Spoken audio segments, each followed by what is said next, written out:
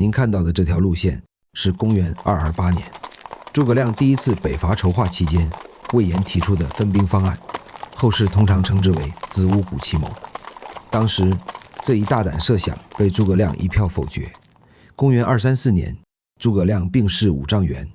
由他主持的北伐就此告一段落。千年的遺憾也帶來千年的爭議，諸葛亮是否錯失了一次改變關中局勢的機會？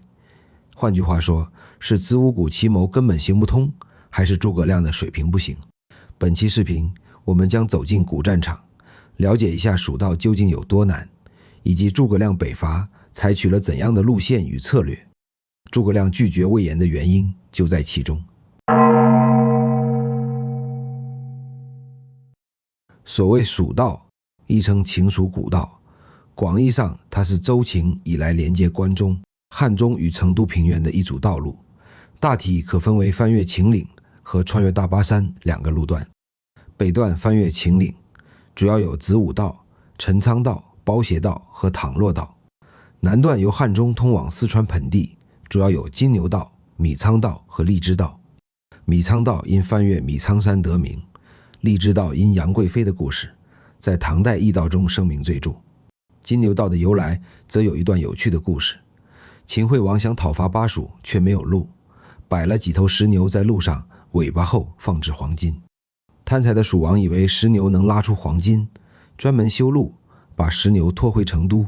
卻被尾隨而至的秦軍滅國。金牛道也由此得名。這些道路是一組受山脈、河谷和棧道制約的交通網絡，其中金牛道是漢中通往成都平原的重要通道，子午道則因狹窄、陡峭且易受天氣影響，歷來被視為最難組織大軍通行的路線之一。李白筆下蜀道之難，難於上青天的想象，正可以幫助我們理解這種地理壓力。按古道走向估算，子午道南北綿延300餘公里，部分谷地尚可通行，但進入秦嶺腹地後，道路多貼山嶺水，狹窄處只能容少量人馬依次通過，一遇暴雨、山洪或棧道損壞，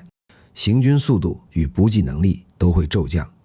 鏡頭裡這些遺跡正是這條道路險峻程度的直觀注腳。按魏略的記載，魏延計劃率5000精兵，另以5000人赴糧，爭取10日抵達長安。這樣的部隊能否按時走完全程，並且保持足夠的戰鬥力？相信看到這裡，許多人已經產生疑問。接下來，我們先梳理諸葛亮北伐的路線，再看看歷史上曾有哪些軍隊穿行蜀道。《三國演義》中的六出祁山經過了文學加工。按正史記載，諸葛亮主動發動的大規模北伐通常被概括為5次，其中真正由祁山方向大舉出兵的是第1次和第4次。公元228年第一次北伐時，毫無防備的曹魏措手不及，南安、天水、安定3郡一度響應蜀軍，後因馬謏失守街亭而撤退。公元231年第4次北伐時，諸葛亮再出祁山，最終因糧草不濟而無奈退兵。其餘3次分別是：第2次出散關攻陳倉，第3次遣陳氏攻取武都、陰平，諸葛亮進軍建威策應，第5次出斜谷進駐五丈原，與司馬懿對峙。由此可見，六出祁山更像一種文學概括，並非對真實行軍路線的精確記錄。再看幾次不同朝代的案例。公元前206年，劉邦軍由漢中還定三秦，後世常用明修棧道、暗渡陳倉來概括這次行動。具體分兵細節在不同敘事中並不一致。比較可信的說法是，韓信讓曹參、樊噲走祁山道，灌嬰走子午道，老弱士兵假裝修復包斜道的棧道，成功麻痹了守將章邯，分散秦王本就有限的防禦兵力，主力實際走的是陳倉道。到了三國時期，曹魏軍隊也曾多次翻越秦嶺。公元215年，曹操進攻張魯，主力由陳倉、散關方向南下進入漢中。公元230年，曹魏發動伐蜀，曹真自長安進入子午道，司馬懿沿漢水向南正推進，另有部隊從其他方向策應。連月大雨導致3道斷絕，曹真走了1個多月，還在谷裡打轉，險些喪命。魏軍最終被迫撤退。至少在這一戰中，天氣與道路本身就足以使一項大規模軍事計劃落空。公元263年，曹魏大舉伐蜀，姜維從漢中退守劍閣，憑借險要地形擋住鍾會主力。鄧艾則提出繞開劍閣防線，率軍偷渡更為艱險的陰平道。這條道路長期少有人行，許多路段甚至以南稱為路。姜維也未料到鄧艾會從這裡實施突破，但鄧艾偏偏走成了。據史書記載，這位年逾60的老將率軍鑿山開路，攀木懸崖，險處甚至以毡裹身，推轉而下。部隊九死一生，抵達姜維身後的江油，繼而經金牛道向成都推進，最終滅亡了蜀漢。這個案例證明，極險之路並非絕對不能走，但它同樣說明奇襲成功往往建立在對手判斷失誤、己方組織嚴密以及巨大人員風險之上。時間線拉近到明末，農民起義軍領袖闖王也在子午道吃了大虧。這裡說的闖王不是李自成，而是李自成的老領導高迎祥。崇祯9年，也就是公元1636年，高迎祥企圖穿過子午谷奇襲西安，在黑水峪遭陝西巡撫孫傳庭設伏，兵敗被俘，後被押往北京凌遲處死。李自成才接過他的旗幟，當了第2代闖王。這個案例再次證明了秦嶺險路放大了疲憊與情報暴露的代價。這些案例並不能證明子午道絕對不能用兵，卻足以說明在多數時期它都不是大軍行進的優先選擇。若要把它變成騎兵通道，就必須用更嚴密的組織去對沖更高的風險。那麼問題也隨之而來。魏延自公元219年起當了近10年的漢中太守，對當地山川形勢並不陌生，很難說他不了解子午道的危險。既然如此，他為什麼仍要提出分兵击進的設想？答案或許不在於他是否懂得風險，而在於他與諸葛亮對風險和收益的權衡截然不同。如果按照魏略及後世常見敘述來推演，魏延的計劃要取得預期效果，至少依賴以下5個條件：第一，必須在預定時間內抵達，途中不能遭遇足以中斷道路的惡劣天氣和地質災害；第二，必須把非戰鬥減員控制在很低的水平，否則即使抵達長安，剩餘兵力也未必能夠同時完成夺城、警戒與守備任務。第三，夏侯茂必須按照魏延的劇本來演出，突然聞知蜀軍逼近後棄城出逃，城內其他將領也未能組織有效抵抗，否則一旦陷入攻城戰，時間優勢便可能迅速消失，魏延所部也將暴露在曹魏援軍面前。第四，諸葛亮率領的主力必須按期推進，並在曹魏增援形成壓倒性優勢之前，與魏延所部成功會師。第五，蜀軍必須及時取得糧食與軍需，輕裝奇襲不可能攜帶太多糧草，若無法利用當地倉儲，後續作戰和部隊生存都會同時受到威脅。更重要的是，以上這5個條件並非彼此獨立，其中一條出了問題，則立即滿盤皆輸。也就是說，它不是簡單的賭一次，而是一條環環相扣的概率鏈。魏延手裡這張彩票必須連中5次頭獎才能抱走最終的獎金。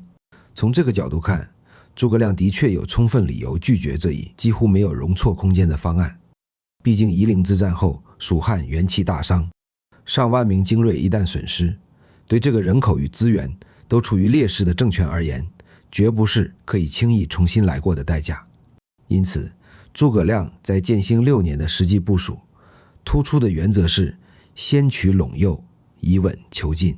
他並未讓全軍沿一條所謂坦途推進，而是命趙雲、鄧芝在擊鼓擺出由斜谷進攻眉縣的姿態，以牽制曹真，自己則率主力轉向岐山進攻隴右。這一部署確實制造了突然性，南安、天水、安定3郡一度響應蜀軍，曹魏朝廷震動，魏明帝親赴長安坐鎮，並命張合率軍西援。諸葛亮想取得的是對隴右部分郡縣的穩定控制，擴大兵源與糧源，建立繼續向關中推進的前進基地，同時削弱曹魏在西部的治理網絡。這條路線並非沒有風險，街亭之敗正是明證，但他追求的是可以逐步積累也相對便於守住的戰略成果。由此看來，魏延的方案確實是一場徹頭徹尾的軍事冒險，也由此引出下一個問題：魏延身為三國時期的一代名將，為什麼要提出這麼不靠譜的作戰計劃？他是心存野心，想模仿劉邦的先到關中為王上嗎？首先要面對一個常被忽略的問題，後世所稱的子午谷奇謀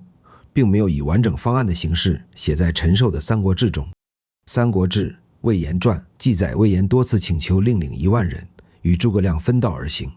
最後在潼關會合，想效法韓信救世，諸葛亮始終沒有批准。原文是：折欲請兵10000人，與亮一道會於潼關，如韓信故事。這裡需要注意3個信息：1萬人分道而行，潼關會合。《三國志》沒有點名子午谷，也沒有明確寫出先取長安。更詳細的版本來自裴松之給《三國志》作注時引用的魏略，其核心敘述是精兵5000，賦糧5000，不過10日可到長安。按照這段記載，魏延判斷鎮守長安的夏侯茂膽怯無謀，願率5000精兵，另以5000人賦糧，由子午方向北出，預計10日可到長安。若夏侯茂逃走，城中倉儲和民間糧食可供軍用。魏軍從東方來援需要20餘日，而諸葛亮從斜谷出兵，應可及時會合。這就產生了一個史料上的重要差別。我們有充分理由懷疑，裴松之這段詳細的作戰計劃描述很有可能是他腦補的。如果按正史中的描述，魏延的子午谷奇謀加上分兵會潼關的構想，明顯更為合理。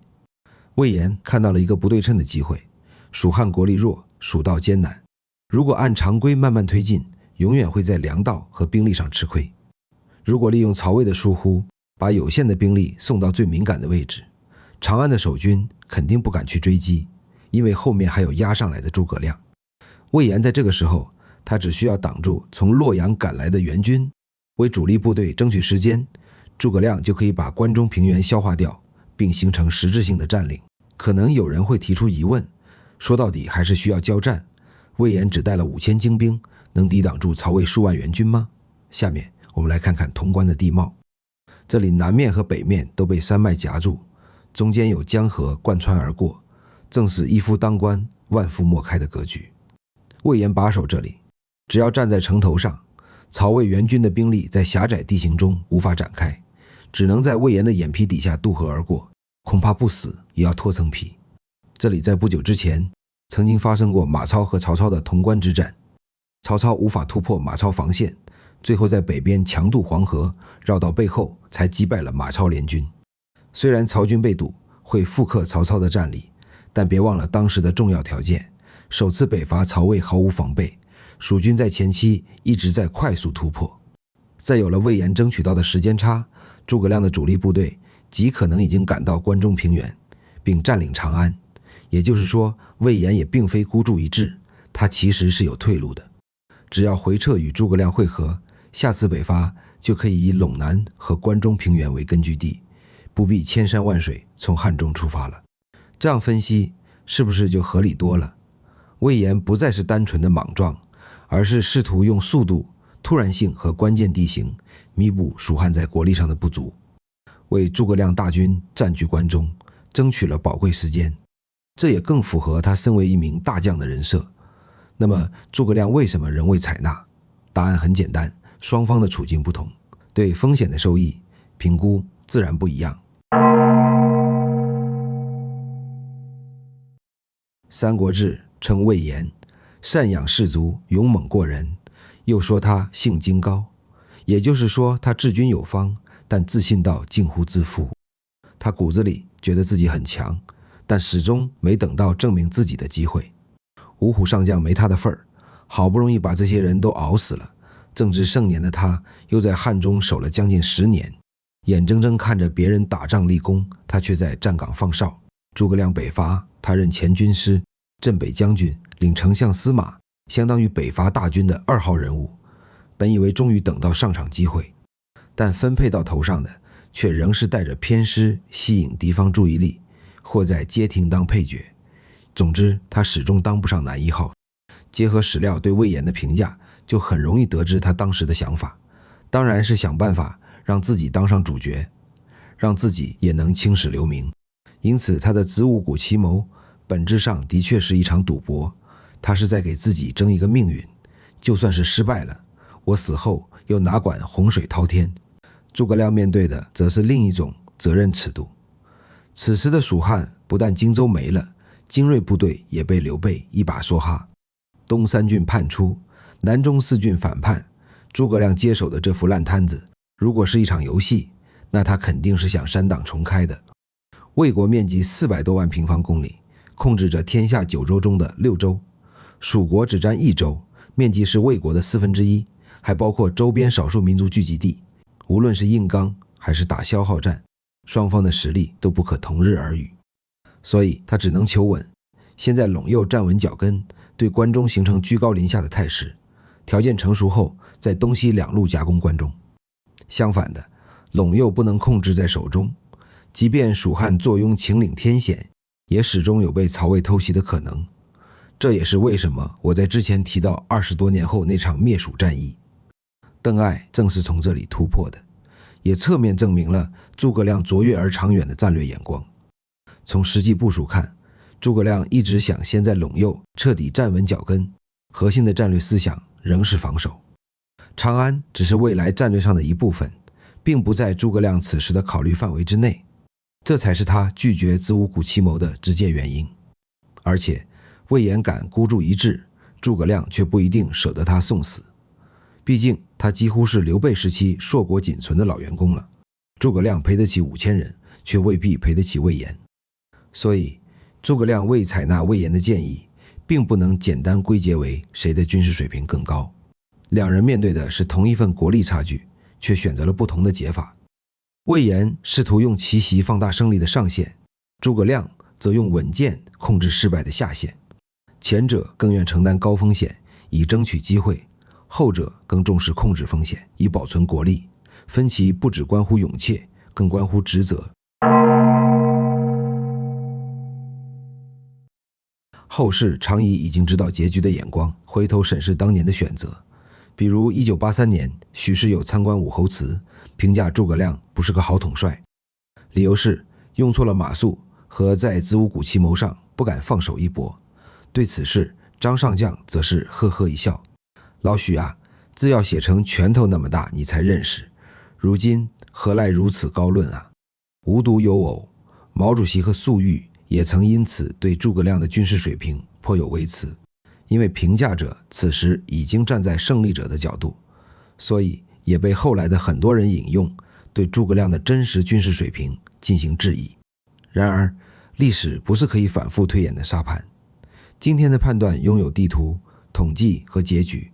，1700多年前的當事人擁有的卻只是殘缺的情報、有限的糧草，以及一旦失誤便無法挽回的現實。舉個距離最近的實例，1936年西安事變發生時，時任51師師長的王耀武想從子午谷快速趕到西安秦王救駕，結果還沒走到一半，西安事變就結束了，只能原路撤退返回漢中。這個案例說明，即便是進入近現代，武器、組織和通信條件已經改變，子午道也沒有因此變成適合大部隊快速通行的坦途。山地行軍的核心約束，道路容量、天氣與補給，並不會隨着時代推進而自動消失。後人反復談論這條未能成行的路線，更多的也許是出自對諸葛亮壯志未酬的緬懷和惋惜。歷史也沒有給子午谷奇謀一個標準答案，卻讓我們審視選擇背後的重量。當機會與代價同時擺在面前，真正艱難的從來不只是如何贏得勝利，更是誰來承受失敗。近2000年過去，秦嶺仍橫亘在關中與漢中之間，山谷沒有替任何人回答，只留下魏延的進取與諸葛亮的審慎，在同一片山河中長久回響。